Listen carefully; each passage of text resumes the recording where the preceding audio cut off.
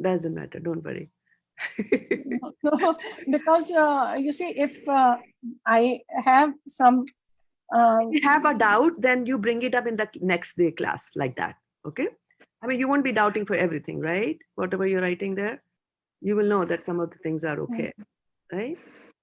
So Mataji, yeah, I have missed recording my reflections. you I'll have missed start it from recording. today again. Okay, good. Yeah, and you can always go back and record if you remember from the previous ones. You can go back and record, and I have sent you links through which you can also look at.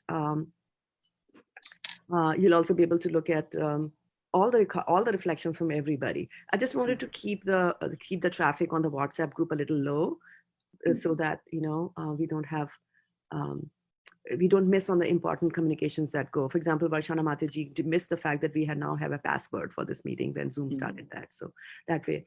Sugopi Samya Mataji, can you hear me? I'm so happy to have you on the call today. Thank you for letting me know. Hare Krishna. Okay, good. So Sugopi, what we do is that I start sharing the screen and we bring up the first chapter of Bhagavad-gita, which we are reading. And we read the entire chapter, the translations of the entire chapter. And how we go is we go round robin. Each one of us reads 2 verses from there, 2 translations for 2 verses. And then we go in the order of appearance into the call. That's how they show up on my screen. I have a little console here. So we just go and do that. And so I don't know why this is, forcing me to put into a waiting room, although I have changed that thing. But anyway, Khyati Mataji, Dandavat Pranams.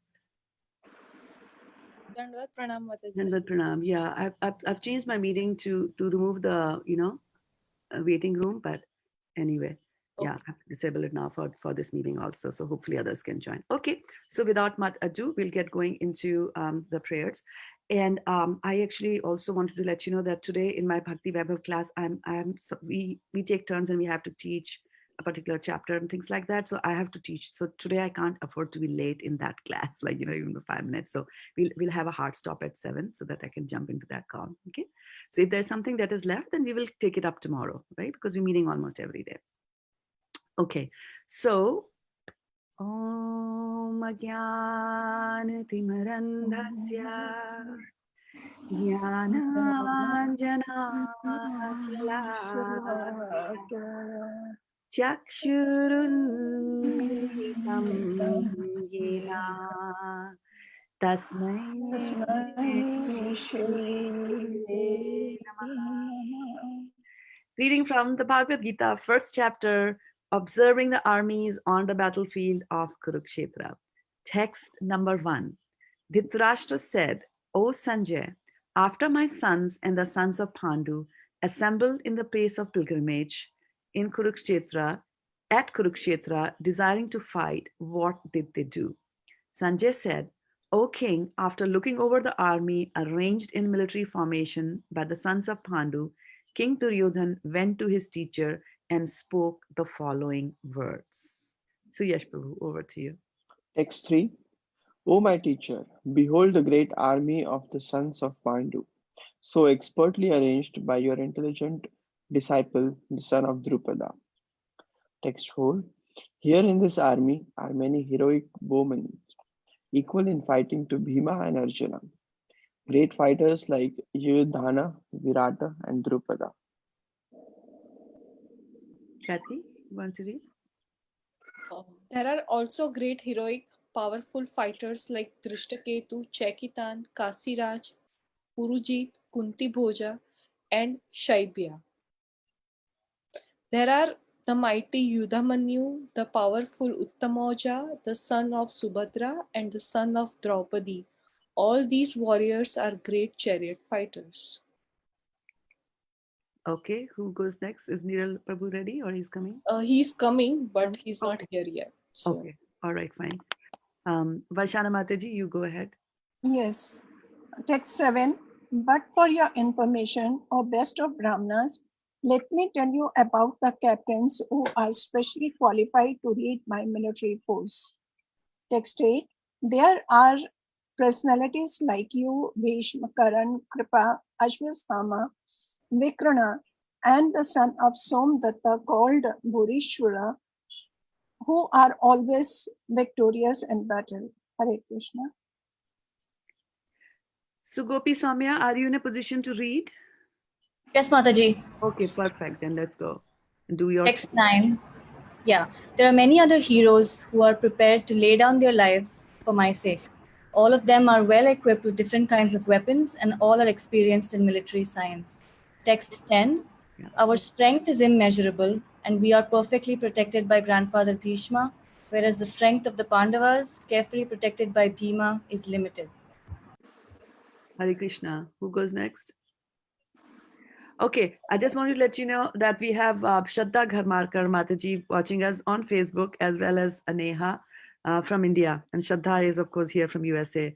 So welcome to the call, Shraddha and Neha. And if you have got any questions or comments, then please feel free to post them on the Facebook. And if I'm attentive, then I'll pick them up as we talk here. So let's just get going then. It'll be my turn again to read, right? Is that okay? Yeah. All of you must now give full support to Grandfather Bhishma as you stand at your respective strategic points of entrance into the phalanx of the army. Then Bhishma, the great valiant grandsire of the Kuru dynasty, the grandfather of the fighters, blew his conch shell very loudly, making a sound like the roar of a lion, giving Duryodhan joy. Text 13. After that, the council's drum, bugles, trumpets, and horns were all suddenly sounded, and the combined sound was tumultuous. On the other side, both Lord Krishna and Arjuna, stationed on a great chariot drawn by white horses, sounded their transcendental counsels. Lord Krishna blew his conch shell called Panchajanya. Arjuna blew his the Devdatta. The Bhim, the voracious eater and performer of Herculean task, blew his terrific conch shell called Pondra. King Yudhishthir, the son of Kunti, blew his conch shell the Anant Vijaya, and Nakul and Sahadev blew his the Sughosha and Manipushpaka. The great archer, the king of Kasi, the great fighter Shikhandi, Drishtadyumna, Virat, the unconquerable Satyaki, Drupad, and the sons of Draupadi, and others, O king, such as the mighty armed son of Subhadra, all blew their respective conch shells.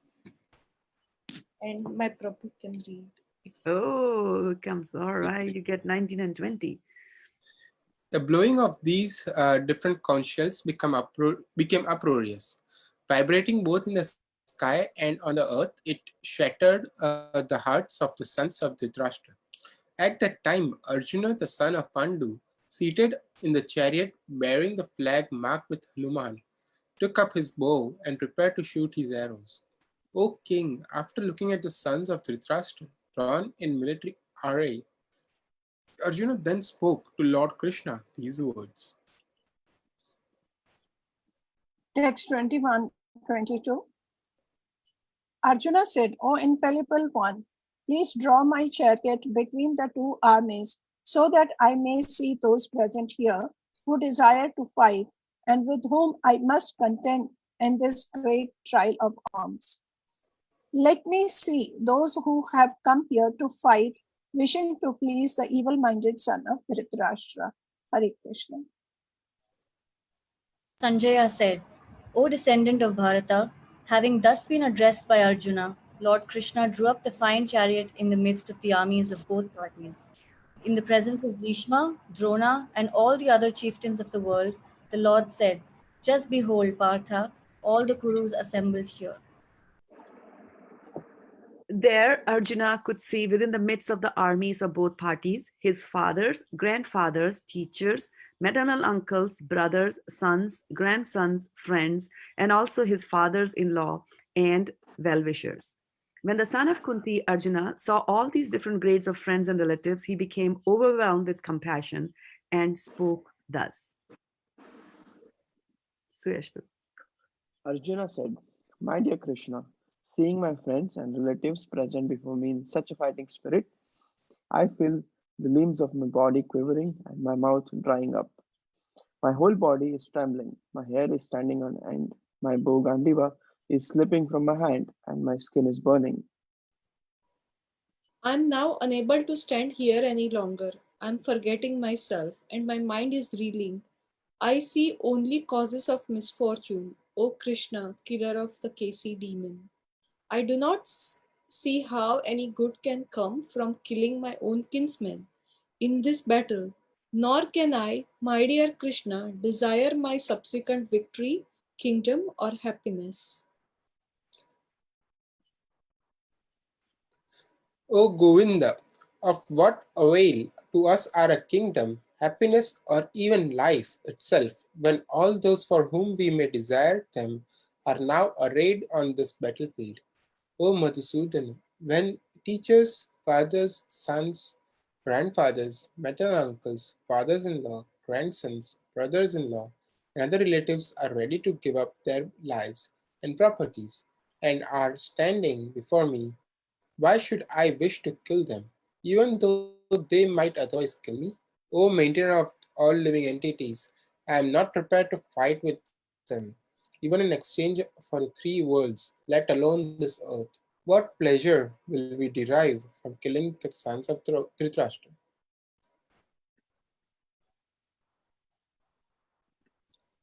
Sin, sin will overcome us if we slay such aggressors. Therefore, it is not proper for us to kill the sons of Dhritarashtra and our friends. What should we gain? O Krishna, husband of the goddess of fortune. And how could we be happy by killing our own kinsmen? Text 37-38. O Janatna, although these men, their hearts overtaken by greed, see no fault in killing one's family and quarreling with friends, why should we, who can see the crime in destroying a family, engage in these acts of sin? Hare Krishna. With the destruction of the dynasty, the eternal family tradition is vanquished, and thus the rest of the family becomes involved in irreligion. When irreligion is prominent in the family, O Krishna, the women of the family become polluted, and from the degradation of womanhood, O descendant of Vrishni, comes unwanted progeny. An increase of unwanted population certainly causes hellish life both for the family and for those who destroy the family tradition. The ancestors of such corrupt families fall down because the performances for offering them food and water are entirely stopped. By the evil deeds of those who destroy the family tradition and thus give rise to unwanted children, all kinds of community projects and family welfare activities are devastated. And I'd also like to welcome Vidyavadhu Mataji, who joined us on Facebook, and from India, Bhakti Lata Mataji, Dandat Pranam. I'm so happy to have you. She's from the East Coast in USA. And we have Koldeep Pran Prabhu, my very dear friend from Silicon Valley. He's here. So I'm just feeling so happy to be surrounded by so many devotees today. Okay, Yash Prabhu. O Krishna, maintainer of the people, I have heard by disciplic succession that those whose family traditions are destroyed dwell always in hell. Alas, how strange it is that we are preparing to commit greatly sinful acts. Driven by the desire to enjoy royal happiness, we are intent on killing our own kinsmen. Better for me if the sons of Dhritarashtra, weapon in hand, were to kill me unarmed and unresisting on the battlefield. Sanjaya said, Arjuna, having thus spoken on the battlefield, cast aside his bow and arrows and sat down on the chariot, his mind overwhelmed with grief. Hari Bol. So we finished the chapter of day together as a team. That's awesome. We can congratulate ourselves for having done that. And then we are now going to go into deep dive into chapter Well, verse number 12, right? And verse number 12 is what Varshana Mataji told us. And so we are going to do that. And before we do that, I just want all of you to take a deep breath and inhale and then slowly exhale out. Okay, all of us. Okay, get going. Whose turn is it to read? Varshana, yours? Yes, Mother. No, Niral Prabhu. Neeral Prabhu, sorry. Yeah. तस्य तस्य संजयनयन हर्षम हर्षम कुरु वृद्धः पितामहः सिंहनादं विनद्योच्चैः शं- शङ्खं दधैमो दध्मौ प्रतापवान्. The Tapavan. Okay, very Sorry, good. Mataji, it was very slow. No, it He's is not good. wearing his glasses. Oh, okay. Go get your glasses. I don't think it was for the glasses. Okay. So yeah, if there's a word that comes that you don't know, it is better to go slow over that word, break it into pieces in your mind, and then slowly pronounce each of those pieces, right? You will get it. Okay, good. Yeah. Yeah. And if you mispronounce a word and you realize that you have mispronounced it, it makes sense to stop, go back and pronounce it correct, and then go, right? Because these kind of things become our habit and they will get reflected in everything else that we do in life, right? Like knowing I'm doing something wrong and then continuing to do that wrong without, instead of going back, retracting and setting it right and then continuing on the right path like that. Okay. So who's Yeah. going to give us the synonyms today?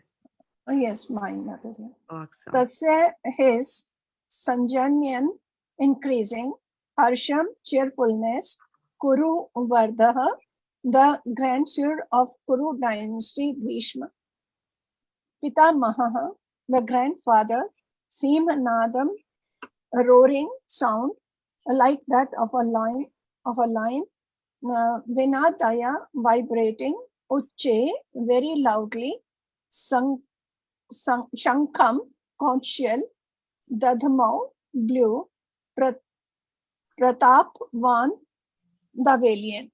Hare Okay. Krishna. Can you give me this one more time? The one that Which one?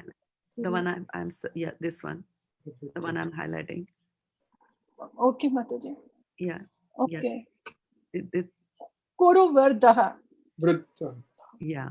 So you see the R over here has got a dot underneath it. So it becomes Ri, like the Ri in Rishi. You know, Yes. Rishi? Yeah, so it'll be Vri. Vridha. Vri. Okay. Yeah. So Vridha. Kuru, Okay. Vridha, Vridh, right? Kuru Vridha. Oh, Okay. perfect. Now you got it. Yeah. Okay. Kuru Translation. Vridha.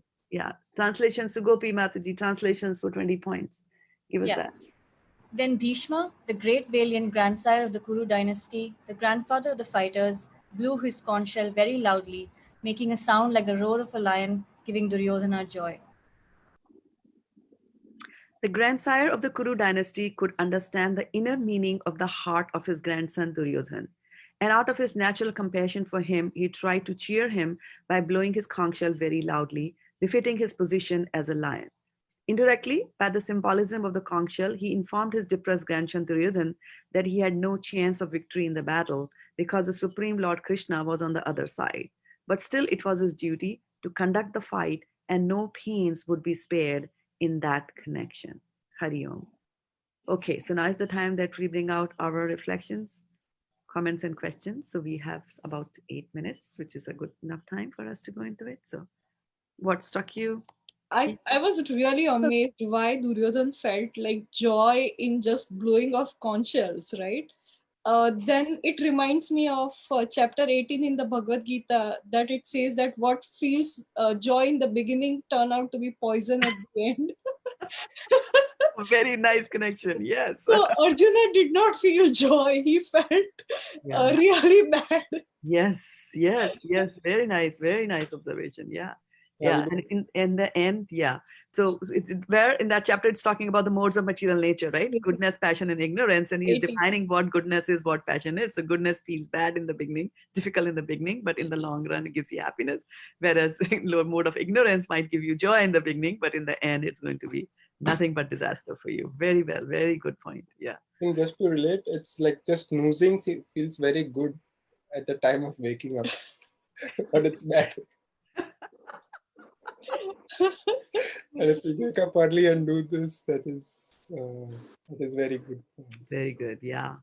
Nothing to beat that habit of getting up early in the morning. Yeah. And Go ahead. Mataji, I really liked how you explained how to connect this to real life, the way we read it and correct ourselves and then move forward.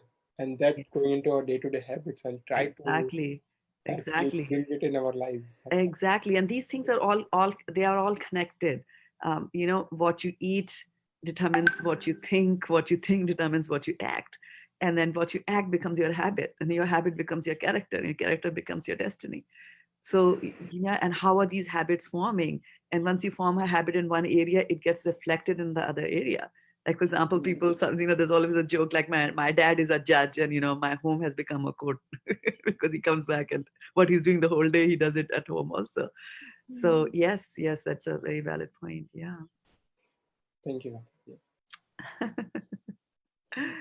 Yeah. Shana Mataji was saying Mataji, he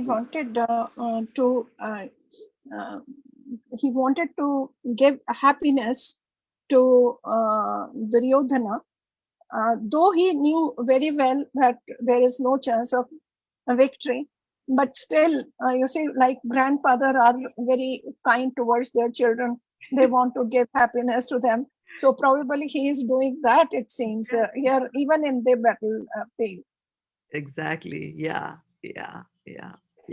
And like I was mentioning that yesterday, I was mentioning that till the verse number 11, it's all talk, and now the action has begun, right? The big action. He blows the conch shell, and so whenever there's a conch shell, when a conch shells are blown, you also think about God, right? So there was still time for Duryodhan to think about God, but he's not. Right? And that's He's why he blowing was up the conch shell. depressed. Yeah. And that's why he was depressed. Yeah. Um, Sure. I love the way um, Lord Bhishma is explained here as lion, and he would act as a lion even though he knew the result, and no pains would be spared in that connection. Yeah. So Yeah. those words are pretty heavy. Yeah, those were pretty heavy. And then again, as Khyati Matiji was pointing out the other day, that he had this vow, right? I have to defend the throne of Hastinapur. And towards that, and no matter how much your heart is aching towards the other party, or how much your heart is lying towards the party, he's doing his duty. So he's telling us that this is how you do your duty, full-fledged, give it your whole heart, right? Hook, line, and sinker. You get into it, and that's the way you should address your devotional service as well. So one of the things that we are reading this, why do we have to read the Bhagavad-gita? You already read it. We have to constantly read the Bhagavad-gita again and again to see how we can apply this in our day-to-day lives, right? And try and in our improve our devotional service by doing all that stuff, right?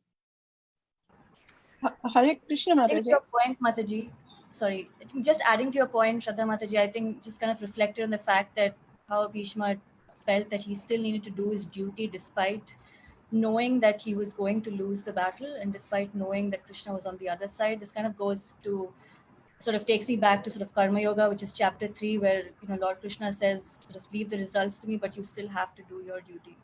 Yes. And results will follow accordingly. So absolutely, yes. And then one of the words which was there was that he says Kuru Vriddha Pratamaha, right? The Vriddha, the word that we learned today, Vriddha, right, Varshana Mataji? Yes, Kuru Mataji. Vriddha. So Kuru Vriddha, so Vriddha means old, right? Yeah. So calling somebody as old, like, you old man. It's not like that. He's using the word Vriddha. Sanjay, when he's narrating this to Dhritarashtra, is using the word Vriddha as a mark of respect, Bade bude, like that, not Buddha. Bade bude, like, so Kuru Vriddha. So at that time, it just struck me. Prabhupada says that Krishna at the time of Mahabharata and during those times, Krishna is about 125 years old. And he looked like a youth of 16.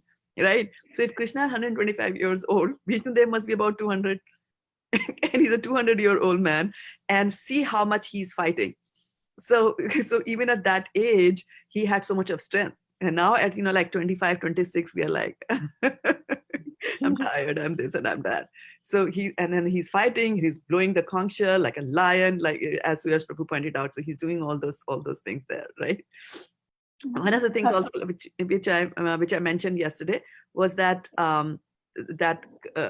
there's all talks by Duryodhan. He's listing his enemies, he's listing people on his side and all this. So he doesn't list Krishna, right? And then we also know that one would think that why would Bhishma Dev, who is a Mahajan, why would he fight? Apart from apparently, external reasons and internal reasons. The external reason, you can see he was bound to Hastinapur. I have to defend Hastinapur, he's saying. But then the internal reason for that is that Krishna, he's a devotee of Krishna. This is all play. This is an act, right? That's going on. Krishna's leelas are acts, dramas. So he has got that part there to demonstrate that if you, no matter how good you may be, but if you're on the wrong side, that you will be defeated. No matter how, mighty you are in blowing a conch shell, but if you are on the wrong side, you will be defeated. And here, right and wrong are whether you're on the right side of Krishna, or whether you're on the side of Krishna or you're not on the side of Krishna.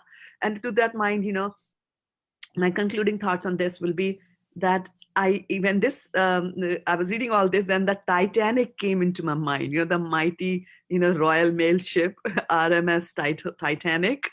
And the Titanic, when the Titanic was built, right? So it was some, I think, White Star Lines of fleet, and the company was there, some White Star something. But one of the staff members from there said that and it was built with a lot of luxury. It has music, a lot of food, all that kind of stuff was there. It was catered for the rich people. It could handle about 2,000 plus people could be on board of it. And one of the employees on the launch of that ship said that not even God himself can sink this ship. That's what he said about Titanic. And less than a year, Titanic sank to the mighty bottom of the ocean. So, that's what we get if you're not on the side of Krishna. So I just thought that, let's just go into that as well. So it's 7:00. I'll have to leave, but I know Varshana Mataji was trying to say something.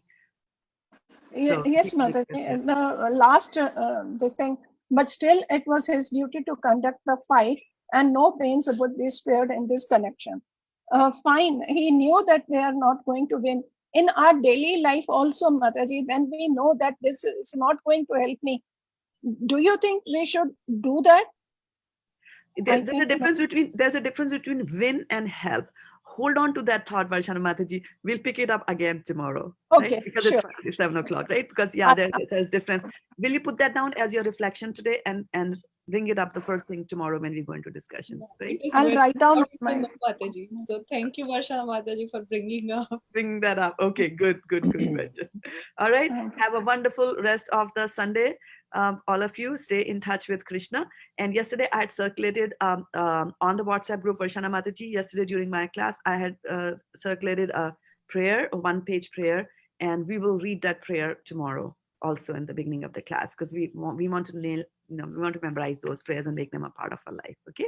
So I'm sorry I have to rush off like that. I don't want to be late for the other session there. Premanande